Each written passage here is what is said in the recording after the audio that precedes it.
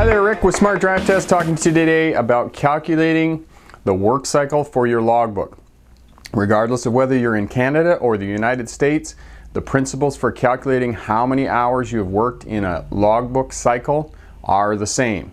We're going to go over that today because if you get pulled into a scale, get pulled over by authorities, the first thing they're going to do is check your work cycle and make sure that you have not exceeded the hours for that cycle in which you're working.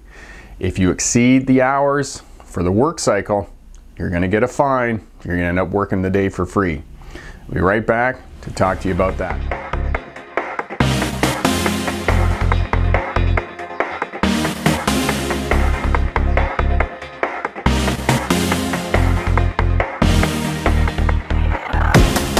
Hi there, Rick. Welcome back. Today, talking to you about calculating the number of hours you've worked in a work cycle. Regardless of whether you're working in Canada or the United States, the principles for calculating the work cycle are the same. In Canada, there are two work cycles, 70 hours in 7 days, 120 hours in 14 days.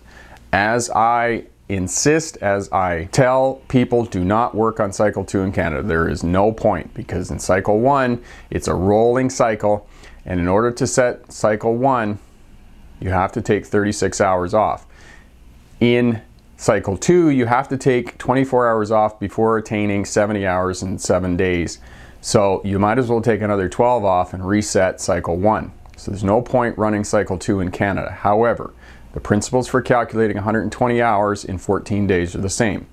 In the States, 60 hours in 7 days, 70 hours in 8 days. Those are the cycles in the United States. And as I said, the principles for calculating any one of those 4 cycles is the same.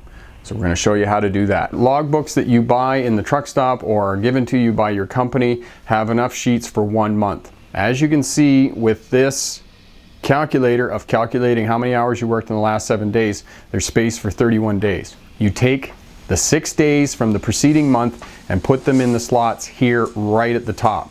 So the last 6 days. So in column A, you put the 6 numbers in, you figure out how many hours you worked in the last 6 days. Column B, subtract that number from column A from 70 hours, and that will tell you how many hours you have available to work tomorrow. The hours you work tomorrow go in slot number 1, 12 hours. You calculate the hours for the last 6 days and put it in column A.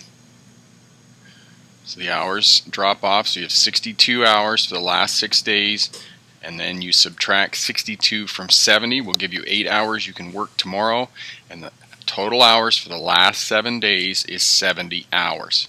The next day you work 8 hours on day 2, calculate out the last 6 days, which gives you 60 hours.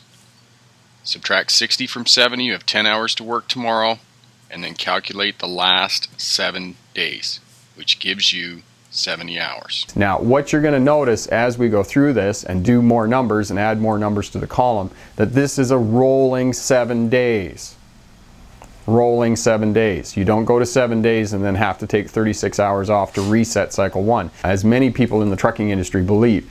They believe that when you get to 70 hours in 7 days, you have to take 36 hours off and reset cycle 1. It doesn't work like that. It's a rolling 7 days. So every time you put another day on, you scratch the number off from the 8 days ago.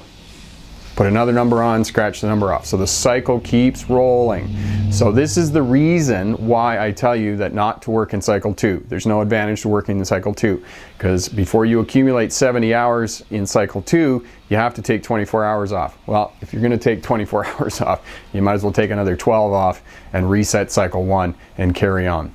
The other thing about cycle 1 is that if you work 13 hours over a 5-day period, that's 65 to 70 hours. Works out well for long haul truck driving, that they work you hard for 5 days, send you home for the weekend, reset the cycle, and send you hard for another 5 days. It's a rolling 7-day cycle. Fill out exactly what the formula is on the calculator, on the sheet, on the inside of your logbook. Stay safe, keep within that 70 hours in 7 days. So in conclusion, figuring out the number of hours that you've worked in a work cycle. 70 hours in 7 days in Canada, 120 hours in 14 days In the United States, 60 hours in 7 days or 70 hours in 8 days. It is important to know how many hours you've worked in your work cycle so you don't violate hours of service regulations, don't get a fine, and don't end up working for free. As well, the other way to keep yourself making money, according to logbooks, you have to know how many hours you have available to work in your work cycle so you can keep dispatch informed. Dispatch can match you up with loads that are appropriate to the number of hours that you have available to work and keep you moving down the road. Also important for bus drivers so that you can meet your schedules. Work cycles, hours of service regulations, don't get a violation. This is one of the most common ways that drivers get a violation according to hours of service regulations. They exceed the number of hours that they're available to work in their work cycle. Keep track of it, figure it out, keep yourself moving up and down the road according to hours of service regulations. Keep yourself safe. So thanks for watching. If you like what you saw here, the complete course is over at my website. You can find the link here. All of the videos, rules for logbooks written down, exercises on calculating work cycles, true-false questions, multiple choice questions, all of that related to the exercises to reinforce the lessons and objectives of the lessons. At the end of the course, you'll get a certificate of completion, all of that for less than $25.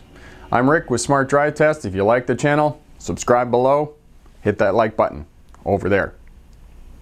Also hit the red button, that's the subscribe button. It's over there or it's down there, whichever. Pick one. Have fun, click away. Just subscribe. Thanks for watching. I'm Rick with Smart Drive Test. Have a great day. Bye now.